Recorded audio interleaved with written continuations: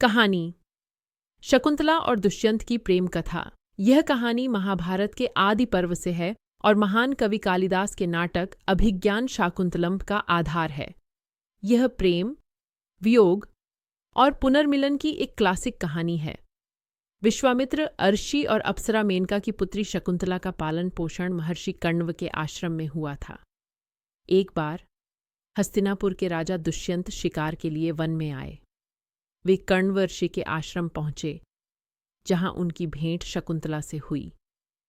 दोनों एक दूसरे पर मोहित हो गए और उन्होंने गांधर्व विवाह कर लिया, जहां विवाह केवल आपसी सहमति से होता है, बिना किसी रस्म के। जाने से पहले दुष्यंत ने शकुंतला को अपनी पहचान के रूप में अपनी एक अंगूठी दी और वादा किया कि वह उसे अपने महल ले जाने के लिए वापस आएगा। कुछ समय बाद शकुंतला गर्भवती हुई। एक दिन जब शकुंतला अपने पति के ख्यालों में खोई हुई थीं, तब दुर्वासा अर्षि उनके आश्रम में आए।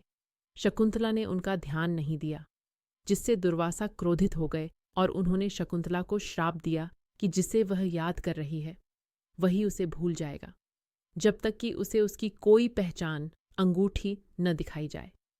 शकुंतला गर्भवती होने पर दुष्यंत से मिलने उनके महल गईं। रास्ते में एक तालाब में स्नान करते समय उनकी अंगूठी पानी में गिर गई और एक मछली उसे निगल गई।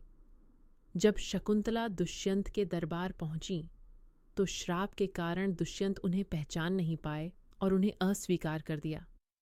टूटे दिल के साथ शकुंतला एक आर्षि के आश्रम में रहने लगी और उन्होंने एक पुत्र को जन्म दिया, जिसका नाम भरत रखा गया।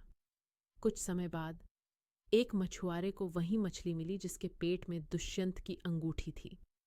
मछुआरा अंगूठी राजा दुष्यंत के पास ले गया। अंगूठी देखते ही दुष्यंत को सब कुछ याद आ गया।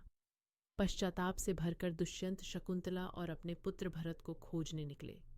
कई वर्षों बाद वे भरत को एक शक्तिशाली बालक के रूप में खेलते हुए मिले और फिर शकुंतला से उनका पुनर्मिलन हुआ। भरत इतने पराक्रमी हुए कि भारत देश का नाम उन्हीं के नाम पर भारतवर्ष पड़ा। यह कहानी प्रेम, नियति और पहचान के महत्व को दर्शाती है।